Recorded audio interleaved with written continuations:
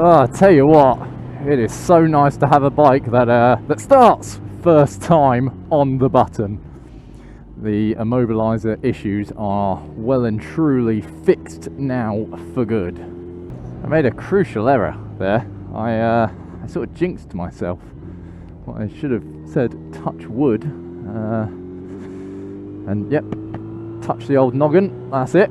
Now I'm safe, because that instantly makes the jinx now non-existent. It still looks fairly deserted up here, which is good to see. Even our local Wetherspoons actually looks a bit quiet, so yeah, all good stuff, I suppose, really, in the grand scheme of things. The red light's done me again. Oh well. Alright guys, hope you are well. It's me again. I am back.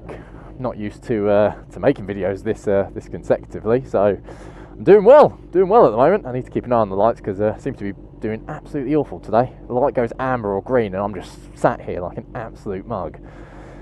I hope everyone's well. It's a lovely sort of end to the day, and I'm on that typical biker mission. I actually just need milk. Run out of milk this morning. Thought I'll leave it the day, then I'll go get it in the evening when the sun's sort of setting. And yeah, obviously I thought, you know what, forget the car, I'll take the bike. Do the old biker thing, you know, take the there is a supermarket literally a mile and a half away from where I live, but I fancied a good ride out, and so yeah, why not? I love that bike meme from a few years ago where it was like, oh, I don't know, just out to get some milk, and it was like Google Maps or, I don't know, iPhone Maps, and it was like one point to the other point, and it was like 100 miles or something silly like that. And I don't know, I love stuff like that because it is the very biker thing to do, isn't it? You know, it's, you don't, in a car I suppose you go A to B, whereas on a bike, sorry, you sort of go A all the way through the alphabet and then come back on yourself to B.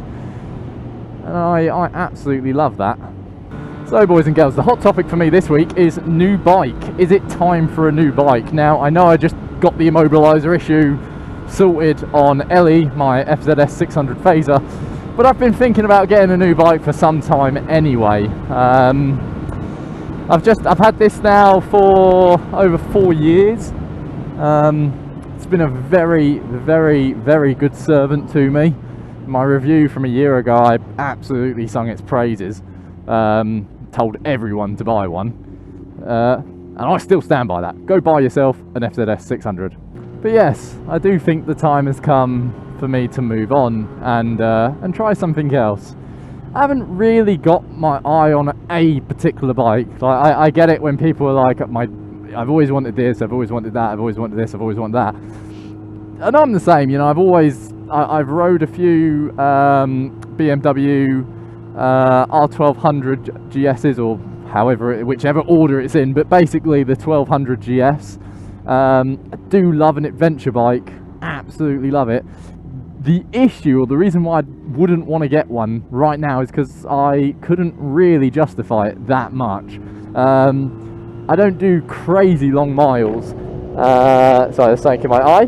I ride to work, I commute to work, I have a car, but I still use the bike.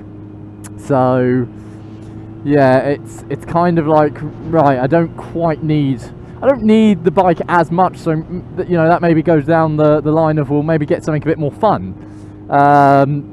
You then have to define fun, because it's different for certain people. Like I say, I love an adventure bike. A lot of guys like SMs, a lot of guys like cruisers, and then a lot of guys love your super sports. However, I am sort of looking for something that, you know, very similar to this, actually. If in all honesty, it has to be very similar to this FZS 600. Now, I've looked, I mean, a lot of my searches when I'm looking at basically sport tourers. Basically, I'm after a sports tourer. And when I've searched up, you know, obviously, and I'm like, I want a I want a bigger and better sports tourer than the FZS 600. The primary sort of comeback to that is, well, you know, maybe the FZS 1000, or better yet, you know, the FZ1, which is still a phaser. I think there's one that actually looks like the phaser, has the cone, the sort of the cone fairing, and then there's one with the with the single headlight, which looks very similar to, I suppose now, how the MTs were based. I don't know if that FZ1 was based off the MT or whether the MT was based off the front of it. I'm not sure, I couldn't tell you. That is absolutely glorious. I tell you what, I do love a good sunset ride. I did put this question out on Twitter the other day. Got a few interesting responses. Got a lot of BMWs. I think it was the forgive me, my knowledge on BMWs is not the greatest. I think the KS or whatever it was, I'm not too sure. I'm really bad with BMW models, obviously, except for that's 1200 GS. I do absolutely love that, and that was a glorious place for a photo. I might have to go back there. And yeah, some of those options, you know, that people said on Twitter were brilliant, or good suggestions. I don't know, they just don't quite catch me. I know Revy said about getting a Tracer. Not keen on them. They're nice bikes, just ugly, very ugly. Not as maybe ugly is being a bit harsh, but no, it's definitely not a pleasant tree bike to look at. And I know I'm probably sounding too greedy. I'm like, oh, I want a sports tourer that's you were going a bit quick. I want a sports tourer, but it's also, you know, got to be, I don't know, nice to look at. It's also got to work mechanically. Like it can't be a brand or a model of bike that, you know, receives a lot of criticism, because that's not going to do me many favors now, is it? Oh, this is absolutely beautiful. I love how quiet it is out on these rural parts. You know, the nice little back lanes. Sun setting, quiet fields. You have the ever so slightly, sort of the ever so slight noise of cars as they shoot past the main road, but that is breathtaking. If you follow me on Twitter, expect to see photos of the bike with that background, because that's what I've been doing.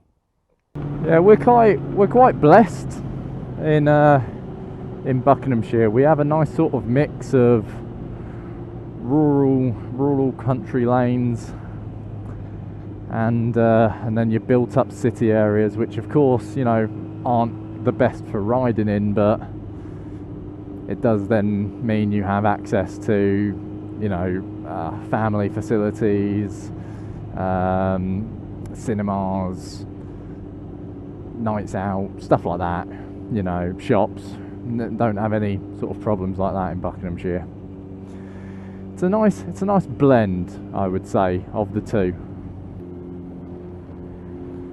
This is a lovely little area, isn't it? See, somewhere that advertises the village hall. It's just a whole different life for people who live out at these parts. Much different. Now, I actually have gotten distracted from what I was talking about. So yeah, I've had a look, obviously. I've been doing my own little searches and stuff like that of bikes, and I'm on Auto Trader all the time at the moment, and I don't know, I find something really nice, and then, like, I'm one of those, I check everything, and I don't know, you'll get a bike that's 2008, it's got 15,000 miles, but you can see that it's only done, I don't know, 1,000 miles in the last 7 years, and it's like, why is that? Why has that happened? And yeah, it's just stuff like that's annoying to me. I found a 07 plate that had only done 4,000 miles, and it hadn't been MOT'd. Its last MOT was 6 years ago. And I was just like, that's great and all, it's not really what I'm looking for. You know, I don't want ridiculously high miles, but at the end of the day, I do want something that actually has been used. If stuff hasn't been used, then to me it hasn't been serviced. That's just a general rule I go off. I'm not saying that's the case. I'm not saying that, you know, if anyone watching does have a bike that they don't particularly use a lot, if ever, and you guys still service it, you know, all that hot jazz, and yeah, I don't know, just move it around. I don't know, that to me, I just don't, yeah, if it hasn't been used, I just don't see how anyone's ever going to replace anything. And I don't know, that's okay for certain things, but it's not good for everything to be, you know, sat there and just doing nothing, you know, basically just rotting away. And yeah, to me, that's not what motorcycles are intended for. And so yeah, I don't quite see why people do that. But I see so much of it on Auto Trader. Then another hot one that actually has been used, and I'm like, ah, brilliant, great. See what the MOT history is on this bike, and it'll be like, it will have passes throughout its entire MOT life, but it's like they'll all have, like, one of them will have, like, I don't mind, I don't know, rear tyre close to whatever it was, minimum limit, legal limit, brake disc close to limit or close to where, I don't know. But when I'm reading rear brake disc or pad scored, and that's 7 years in a row, like, I don't know what's up there. Is that a mechanical fault of the bike where it's just eating through rear discs or pads? Is that the rider actually not replacing an advisory part? Or is that he is or she is replacing an advisory part, and then they're just riding the bike so hard that they're fucking it up time and time again? Like, I don't know. And that's always the problem buying second hand. I know it sounds like I'm moaning about stuff that really maybe you have no right to moan about when you buy a second hand bike. But it's just I don't know. I don't demand perfection, but yeah, it's very interesting how some people treat their motorcycles. Very interesting indeed. But yeah, either way, I thought I would bring the question to you guys on YouTube. You know, have you guys got any recommendations? You know, I'm after a sports tourer.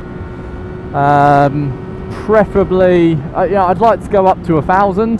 The idea is to actually do a bit more touring next year.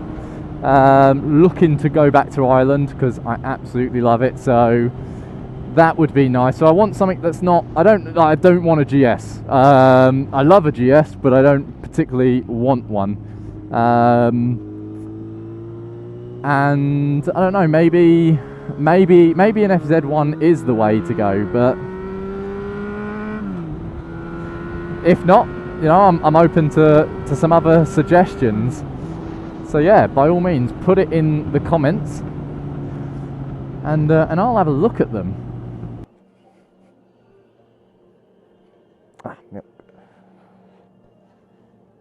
14th of July, yeah, that'll do. Oh, right, that is milk brought. Good old me can have some cereal tomorrow. Absolutely buzzing. But yes, guys, thank you for taking the time to join me on my nice little sunset evening ride. Hope you're all keeping well, hope you're all keeping safe, and I will see you very soon in the next one. Cheers, guys.